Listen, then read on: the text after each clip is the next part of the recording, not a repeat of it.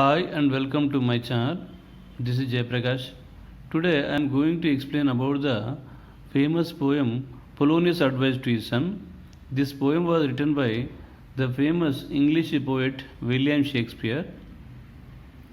Polonius Advice to His Son అంటే ఏంటిదంటే పొలోనియస్ తన కుమారునికి సలహా ఇస్తున్నాడు. సో ఆ సలహా ఇచ్చేటువంటి సలహాలన్నిటినీ ఒక పద్య రూపంలో ఇక్కడ ఇవ్వడం జరిగింది. యాక్చువల్లీ ఈ పద్యాన్ని ఎలాగెళ్ళి తీసుకున్నారంటే విలియం షేక్స్పియర్ రాసినటువంటి ఒక ఫేమస్ డ్రామా హామ్లెట్ నుండి తీసుకోవడం జరిగింది. ఈ హామ్లెట్ అనేటువంటిది విలియం షేక్స్పియర్ రాసినటువంటి ఫేమస్ డ్రామా, అదొక ట్రాజడీ. ఆ హామ్లెట్ అనే డ్రామాలో ఈ పొలోనియస్ ఎవరంటే కింగ్ క్లాడియస్ దగ్గర చీఫ్ కౌన్సిలర్గా పనిచేస్తూ ఉంటాడు. కింగ్ క్లాడియస్ దగ్గర చీఫ్ కౌన్సిలర్గా పనిచేస్తూ ఉంటాడు. సో ఈ పొలోనియస్ యొక్క కుమారుని పేరు లార్టెస్. ఆయన కుమారుని పేరేంటి? లార్టెస్. ఈ లార్టెస్ తను ఫ్రాన్స్ దేశంలో ఉన్న యూనివర్సిటీలో జాయిన్ కావడం కోసం, అంటే ఫ్రాన్స్కి వెళ్ళి చదువుకోవడం కోసము ఫ్రాన్స్లో ఉన్నటువంటి యూనివర్సిటీలో జాయిన్ కావడానికి బయలుదేరుతాడు. అలా బయలుదేరే ముందు తండ్రి అయినటువంటి పొలోనియస్ కొన్ని అడ్వైస్ ఇస్తూ ఉంటాడు.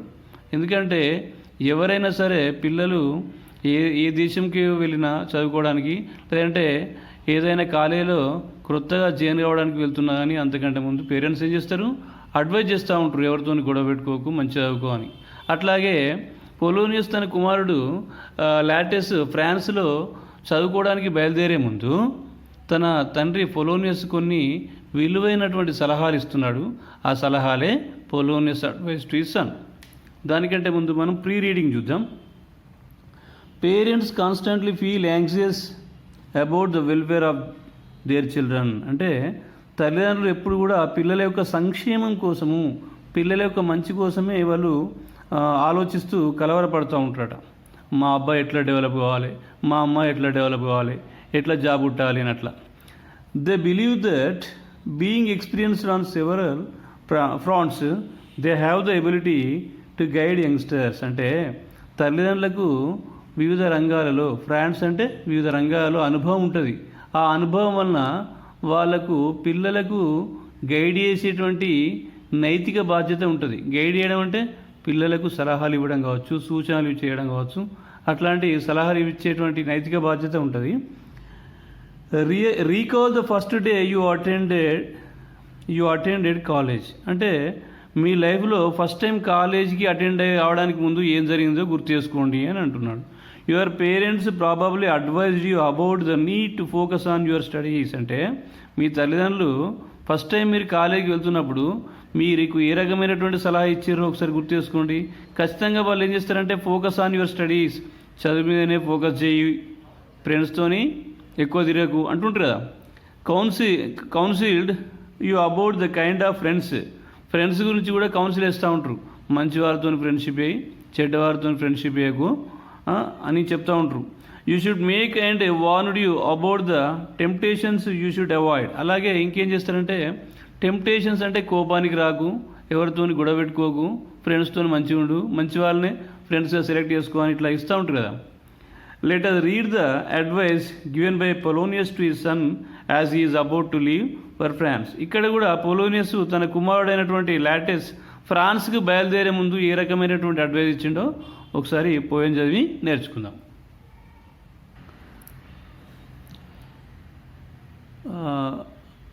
Now I am going to explain about the poet William Shakespeare.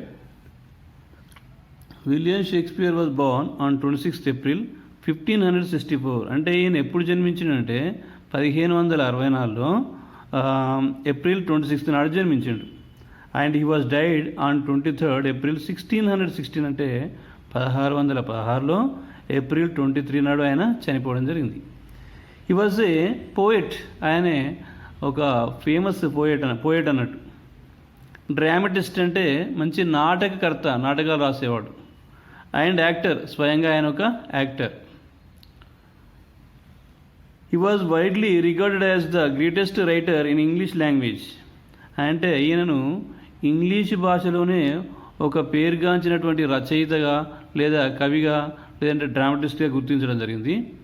And the world's greatest dramatist. అంటే ప్రపంచంలో ఉన్నటువంటి నాటకాలు రాసేటువంటి వాళ్ళలో ఈయన ఫేమస్ అని చెప్పడం జరిగింది. He is often called England's national poet. అంటే ఈ షేక్స్పియర్ని ఇంకా ఏమని పిలుస్తారంటే బ్రిటిష్ వాళ్ళు ఇంగ్లాండ్ దేశానికి చెందినటువంటి ఒక జాతీయ కవిగా గుర్తిస్తారట. ఈ రోడ్ 39 ప్లేస్, ఆయన 39 నాటకాలు రాసిండు. 154 సానెట్స్ అంటే 154 లాంగ్ పోయమ్స్. సానెట్స్ అంటే 14 లైన్స్ ఉంటే అది సానెట్ అంటారు. సో 14 లైన్లు ఉండేటువంటి పద్యాలు అంటే 154 రాసిండు. 2 లాంగ్ నరేటివ్ పోయమ్స్, ఒక 2 లాంగ్ నరేటివ్ పోయమ్స్ రాసిండు. Present poem is taken from Shakespeare's popular tragedy Hamlet, act 1 scene 3. అంటే ప్రస్తుతం మనకు ఉన్నటువంటి Polonius advice to his son అనేటువంటి ఈ పాఠం ఎక్కడికి తీసుకున్నారంటే షేక్స్పియర్ రాసినటువంటి ఒక ఫేమస్ ట్రాజడీ విషాదాంత నాటకము హామ్లెట్ నుండి తీసుకోవడం జరిగింది. హామ్లెట్లోని యాక్ట్ 1 అంటే మొదటి భాగంలోని 3వ దృశ్యమే ఈ poem. Polonius is the chief counsellor of King Claudius. Hamlet అనే డ్రామాలో పొలోనియస్ ఎవరంటే కింగ్ క్లాడియస్ దగ్గర చీఫ్ కౌన్సిలర్గా, చీఫ్ అడ్వైజర్గా జాబ్ చేస్తూ ఉంటాడు అన్నట్టు. Coming to the poem, there my blessing with thee. So here there means France. There అంటే అర్థం అక్కడ, అక్కడ అంటే ఫ్రాన్స్ అన్నట్టు.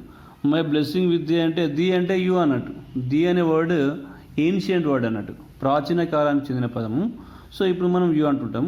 కాబట్టి ఇక్కడ పొలోనియస్ ఏమంటున్నానంటే దేర్, నీవు అక్కడికి వెళ్ళగానే మై బ్లెస్సింగ్ విత్ ది, నా యొక్క బ్లెస్సింగ్స్ నీతోనే ఉంటాయి. అంటే నువ్వు అక్కడికి అంటే ఫ్రాన్స్ దేశానికి వెళ్ళి చదువుకోవడానికి వెళ్తా ఉన్నావు కదా, నువ్వు ఫ్రాన్స్కి వెళ్ళినా సరే నా యొక్క బ్లెస్సింగ్స్ నీ వెంటే ఉంటాయి. కాబట్టి there my blessing with thee అంటే నువ్వు అక్కడికి వెళ్ళినా సరే నా యొక్క బ్లెస్సింగ్స్ ఎప్పటికీ వెళ్ళ నీ వెంటే ఉంటాయి. And these you precepts in thy memory. Precepts అంటే ప్రిన్సిపల్స్ అన్నట్టు. కాకపోతే నువ్వు అక్కడికి వెళ్ళే ముందు నేను నీకు కొన్ని సలహాలు ఇస్తాను. ఆ సలహాలు చాలా విలువైనటువంటి ప్రిన్సిపల్స్, నువ్వు అవి మాత్రం మర్చిపోకు, వాటిని నీ మైండ్లో గుర్తుపెట్టుకో. సీ దౌ క్యారెక్టర్, అందులో సలహాలు ఏంటి అంటే ఫస్ట్ చెప్తా ఉన్నాడు see thou character. Character is the most important అని చెప్తా ఉన్నాడు. ఏ వ్యక్తికైనా కానీ క్యారెక్టర్ చాలా ముఖ్యం. మనం డబ్బు పోయిందనుకోండి మళ్ళీ సంపాదించుకోవచ్చు, కానీ వ్యక్తిత్వాన్ని కోల్పోతే మళ్ళీ సంపాదించలేం కదా. పరువు పోయిందనుకో సంపాదించుకోలేం కదా. కాబట్టి క్యారెక్టర్ అంటే వ్యక్తిత్వం చాలా ముఖ్యమైనది అని అంటున్నాడు. గివ్ దై థాట్స్ నో టంగ్ అంటే ఇక్కడ ఇంకేం చెప్తున్నాడంటే మాట్లాడే ముందు బాగా ఆలోచించు. మనం ఎవరితోనైనా మాట్లాడేటప్పుడు చాలా జాగ్రత్తగా మాట్లాడాలి. మన టంగ్ స్లిప్ అయింది అంటే మనకు ఇంకేమైనా అవమానం జరగవచ్చు. కాబట్టి గివ్ దై థాట్స్ నో టంగ్ అంటే మాట్లాడే ముందు చాలా జాగ్రత్తగా ఆలోచించు అంటున్నాడు. Nor any unproportioned thought his act. అలాగే ఇంకేమంటున్నాడంటే ఏదైనా పని చేయాలంటే చేసే ముందు కూడా చాలా జాగ్రత్త ఆలోచించు.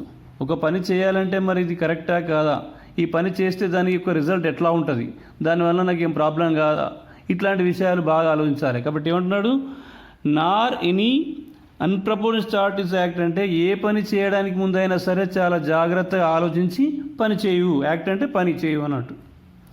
Be the familiar but no means vulgar అంటే దౌ అంటే యూ అన్నట్టు. నువ్వు అందరితోని మంచిగానే ఉండు, అందరితోని కూడా మంచిగా బిహేవ్, అందరితోని మంచిగా ఉండు. కానీ నో మీన్స్ వల్గర్ అంటే ఎవరితోని కూడా నువ్వు చెడుగా మాట్లాడకు, చెడుగా బిహేవ్ చేయకు, అంటే అందరితోని మంచిగా ఉండు అన్నట్టు.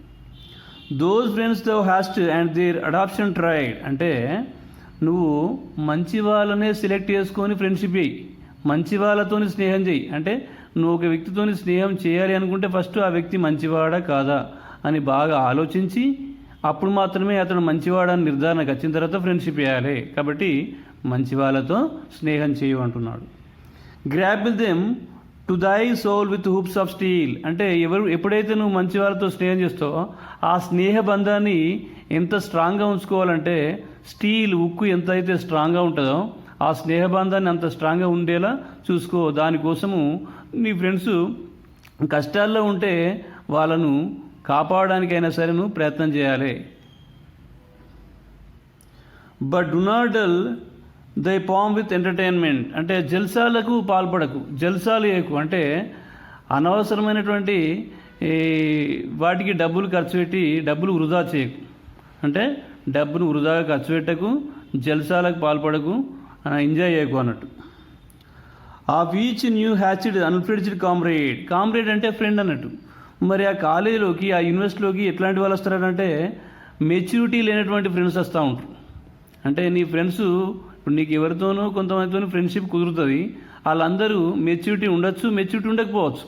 ఎందుకంటే ఇక్కడ ఏమన్నాడు, ఈచ్ న్యూ హ్యాచ్డ్ అన్ఫ్రెడ్జ్డ్ అన్నాడు. అన్ఫ్రెడ్జ్డ్ అంటే నాట్ మెచ్యూర్డ్. ఇక్కడ హ్యాచ్డ్ అంటే ఎగ్ను ఇప్పుడు ఎగ్ను హెన్ ఏం చేస్తుంది, కోడిపెట్ట ఒక కోడిగుడ్డును పొదిగినప్పుడు ఆ గుడ్డు బ్రేక్ అయ్యి అందులో నుండి చిక్స్ పిల్లలు వస్తూ ఉంటాయి కదా.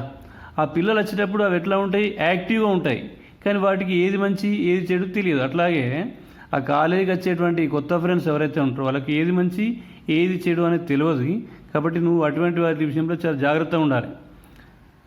Beware of entrance to a quarrel but being in be out that the opposite may beware of the అంటే యూ అన్నట్టు. ఇక్కడ ఏమంటున్నానంటే ఆఫ్ ఎంట్రన్స్ టు, ఇక్కడ beware of entrance to a quarrel అంటే ఎవరితోని గొడవ పెట్టుకోకు, చాలా జాగ్రత్తగా ఉండు. గొడవలు అంటే గొడవలకు దూరంగా ఉండు, గొడవలను అవాయిడ్ చేయు, ఎవరితోని గొడవ పెట్టుకోకు.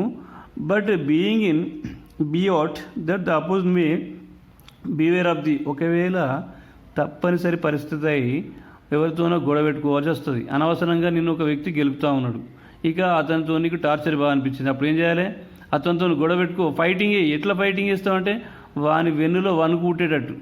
నువ్వు చేసిన ఫైటింగ్ వలన లైఫ్లో నీ పేరు చెప్పాలంటే కూడా గజ వణికిపోవాలి. అట్లా ఫైటింగ్ అయ్యి మళ్ళీ లైఫ్లో నీ జోలికి రాడు అని చెప్తా ఉన్నాడు. Give every man the ear, ఏ వ్యక్తి చెప్పినా విను. కొంతమంది అడ్వైస్ ఇస్తూ ఉంటారు, ఆ విను, బట్ ఫ్యూ దై వాయిస్, కొన్ని మాత్రం ఫాలోగా. ఎందుకంటే మంచివాళ్ళు చెడ్డవాళ్ళు అందరూ అడ్వైజ్ ఇస్తూ ఉంటారు, అలా ఏది మంచిది అనేది నువ్వు ఆలోచించి దాన్ని నువ్వు ఫాలో కావాల్సి ఉంటుంది. Take each man censure but reserve thy judgment. Censure అంటే విమర్శ. నిన్ను ఎవరు విమర్శించినా స్వీకరించు, ఎవరు మెచ్చుకున్నా స్వీకరించు, కానీ బట్ రిజర్వ్ దై జడ్జ్మెంట్ అంటే దానికి రెస్పాండ్ కాకు. ఒక వ్యక్తి తిట్టిండని వెంటనే నువ్వు తిట్టకు, ఆలోచించు, అనలైజ్ చేయి, ఎందుకు తిట్టిండు అట్లా. కాబట్టి నేను ఎవరు విమర్శించినా తీసుకో, కానీ దానికి రిప్లై ఇవ్వకు, రెస్పాండ్ కాకు. కాస్ట్లీ ద హ్యాబిట్ యాజ్ దై పర్స్ కెన్ బై అంటే ఇది చాలా చాలా ముఖ్యమైనది. నీ పర్సులో ఎన్ని డబ్బులు ఉన్నాయో చూసి ఖర్చు పెట్టు అంటున్నాడు. ఖర్చు పెట్టేటప్పుడు మన దగ్గర డబ్బులు 1000 రూపాయలు ఉంటే ఓ 100 రూపాయలు 200 ఖర్చు పెట్టుకో, కానీ నీ పర్సులో ఉన్న డబ్బంతా కూడా ఖర్చు పెడితే తర్వాత రోజు ఎట్లా. కాబట్టి నీ పర్సులో ఉన్న డబ్బును చూసుకుంటూ పోసిపోయి ఖర్చు పెట్టుకో అన్నట్టు. But not expressed in fancy rich not gaudy అంటే ఫ్యాన్సీ డ్రెస్ వేసుకుంటా అంటే వేసుకో, ఫ్యాన్సీ అంటే మంచి డిగ్నిఫైడ్ డ్రెస్ వేసుకోవాలనిపించింది అనుకో వేసుకో, కానీ నాట్ గాడీ అంటే వింతగా ఉండే డ్రెస్ వేసుకోవద్దు. ఎందుకంటే మనం వేసుకునే డ్రెస్సు సొసైటీలో ఉన్న వాళ్ళంతా యాక్సెప్ట్ చేయాలి. అందరు ఏ రకమైన డ్రెస్ వేసుకున్నారో నువ్వు అదే వేసుకోవాలి. అందరు ప్యాంటు షర్ట్ వేసుకుంటే నువ్వు ప్యాంటు షర్ట్ వేసుకోవాలి. నువ్వు ధోతి కట్టుకుంటా అంటే వింత ఉంటుంది కదా. కాబట్టి అందరూ ఏ రకమైన డ్రెస్ వేసుకున్నారో అట్లాంటిదే ఫ్యాన్సీ డ్రెస్, డిగ్నిఫైడ్ డ్రెస్ వేసుకో, కానీ వింతగా ఉండే డ్రెస్ వేసుకోకు. For the apparel oft proclaims the man. Oft అంటే ఆఫెన్ అన్నట్టు. అంటే అప్పారెల్ అంటే ఏంటి, బట్టలు. నువ్వు వేసుకున్నటువంటి దుస్తులు నీ యొక్క వ్యక్తిత్వాన్ని నిర్ణయిస్తాయట. మనం వేసుకున్న డ్రెస్సును బట్టే పక్కపంటి వాళ్ళు మనం ఏందనేది ఐడెంటిఫై చేస్తారట. మన ఒక వ్యక్తి తెల్ల డ్రెస్ వేసుకుంటే అయితే రాజకీయ నాయకుడు అన్నట్టుగానే మనం వేసుకున్న డ్రెస్సును బట్టి పక్కపంటి వారు మన యొక్క వ్యక్తిత్వాన్ని డిసైడ్ చేస్తారట. కాబట్టి నువ్వు మంచి డ్రెస్ వేసుకో, డిగ్నిఫైడ్గా ఉండే డ్రెస్ వేసుకో, ఓకే, ఆ డ్రెస్సే నీ యొక్క వ్యక్తిత్వాన్ని డిసైడ్ చేస్తుంది. And they in France of the best rank and station are of a most select and generous chief in that. అంటే ఫ్రాన్స్ అనగానే it is a land of dignity and culture and history. అంటే France అనగానే దానికంటూ ఒక మంచి culture ఉంటుందట, మంచి చరిత్ర ఉందట. అట్లాంటి ఫ్రాన్స్ దేశం నువ్వు వెళ్తూ ఉన్నావు, వెళ్ళేటప్పుడు ఎట్లా ఉండాలి, నీ యొక్క డ్రెస్సింగ్ స్టైల్ కూడా వాళ్ళలాగానే ఉండాలి. ఎందుకంటే ఏ పర్సన్ అయినా సరే ఏ దేశం వెళ్తే ఆ దేశానికి అనుకూలమైన డ్రెస్సే వేసుకోవాలి. ఉదాహరణకు నరేంద్ర మోడీ అమెరికా వెళ్తే ఖచ్చితంగా ఆయన ఏం చేస్తాడు, కోట్ వేసుకుంటాడు. కాబట్టి ఫ్రాన్స్ అనగానే దానికంటూ ఒక హిస్టరీ ఉంది, దానికంటూ ఒక కల్చర్ ఉంది. అట్లాంటి ఆ దేశాన్ని వెళ్తున్నావు కాబట్టి వాళ్ళు ఏ రకమైన డ్రెస్ వేసుకున్నారో అట్లాంటి డ్రెస్ వేసుకొని అట్లాంటి కల్చర్నే ఫాలోగా అంటున్నాడు.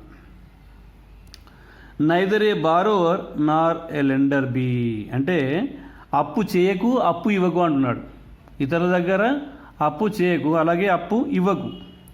For loan oft loses both itself and friend, అంటే ఒకవేళ నువ్వు అప్పు తీసుకున్నావు అనుకో లేదా అప్పు ఇచ్చినావు అనుకో, అవి రెండు కూడా నీ ఫ్రెండ్షిప్ని దూరం చేస్తాయి. నువ్వు ఫ్రెండ్ని కోల్పోతావు. ఎందుకంటే నువ్వు ఒక ఫ్రెండు క్లోజ్ ఫ్రెండ్ అని వానికి ఒక 50,000 రూపీస్ ఇచ్చినావు, 50 రూపాయలు అప్పు ఇచ్చినావు. ఇచ్చిన తర్వాత వాడు వాయిదా పెట్టిండు, ఒక 3 నెలల వరకు ఇస్తాను, ఇవ్వలేడు. అప్పు నీకు అవసరం ఉన్నాయి, నువ్వేం చేస్తావు? సీరియస్ అవుతావు. సీరియస్ అయితే వాడేం చేస్తాడు? అరే నన్ను గింత సీరియస్ అవుతావా అని వాడు ఎక్కడో వాడికి వచ్చి నీకు ఇస్తాడు. కానీ నీ యొక్క ఫ్రెండ్షిప్ ఏమవుతుంది? దెబ్బ తింటాడు, మళ్ళీ నీతో మాట్లాడాడు. కాబట్టి డబ్బులు ఇచ్చినా డబ్బులు తీసుకున్నా మనకు రిలేషన్షిప్ కావచ్చు, ఫ్రెండ్షిప్ కావచ్చు, దెబ్బ తింటుంది. కాబట్టి డబ్బు అప్పు చేయకు అప్పు ఇవ్వకు అంటున్నాడు. And borrowing dulls the edge of husbandry, అంటే నువ్వు అప్పు చేసినావు అనుకో, దానివల్ల ఏమవుతుందంటే జాగ్రత్తగా ఉపయోగించే విధాన్ని కోల్పోతావు. డబ్బును ఎలా పొదుపుగా వాడాలో, ఎలా యూజ్ చేయాలో అనే విషయాన్ని నువ్వు కోల్పోతావు. కాబట్టి అప్పు చేయకు.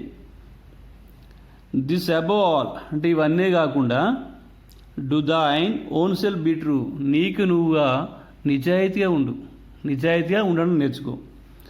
And it must follow as the night the day, అంటే రాత్రి అయినా సరే పగలైనా సరే నువ్వు ఎప్పుడు కూడా నిజాయితీగా ఉండు అంటున్నాడు. Thou canst not then be ఫాస్ట్ టు ఎనిమీ అని, ఎప్పుడైతే నువ్వు నిజాయితీగా ఉంటావో అప్పుడు ఎవరి పట్ల కూడా నువ్వు తప్పు చేయవు. నువ్వు నిజాయితీగా ఉంటే, నువ్వు కరెక్ట్ ఉంటే ఏ వ్యక్తి విషయంలో నువ్వు తప్పు చేయవు. ఫేర్వెల్, చివరిగా ఏం చెప్తున్నాడు డాడీ పొలోనియస్? ఫేర్వెల్ చెప్తా ఉన్నాడు, బాయ్ బాయ్ అంటున్నాడు. ఫేర్వెల్ అంటే గుడ్ బాయ్ అని చెప్తా ఉన్నాడు. My blessing season this in the, అంటే నువ్వు అక్కడికి వెళ్ళినా లేదా ఎక్కడికి వెళ్ళినా నా యొక్క బ్లెస్సింగ్స్ మాత్రం ఎప్పటికీ నీ వెంటే ఉంటాయి అని చెప్పేసి ఇక్కడ పొలోనియస్ తన కుమారుడైనటువంటి లాటెస్కు ఈ విధంగా సలహాలు ఇచ్చాడు. ఓకే, ఇది చాలా చాలా అద్భుతమైన పోయం. ఎందుకంటే ఇది ప్రతి వ్యక్తి జీవితంలో అన్వయించుకోవచ్చు. ఏ వ్యక్తి అయినా సరే స్కూల్ నుండి కాలేజీకి వెళ్తాడు, కాలేజీకి వెళ్ళేటప్పుడు కొత్త వాళ్ళు ఫ్రెండ్స్ అవుతూ ఉంటారు. బట్ అక్కడ మనం ఫ్రెండ్స్ అయ్యేటప్పుడు ఇవన్నీ కూడా మనకు అన్వయించుకోవచ్చు, మనకు ఉపయోగపడతాయి. Okay, thanks.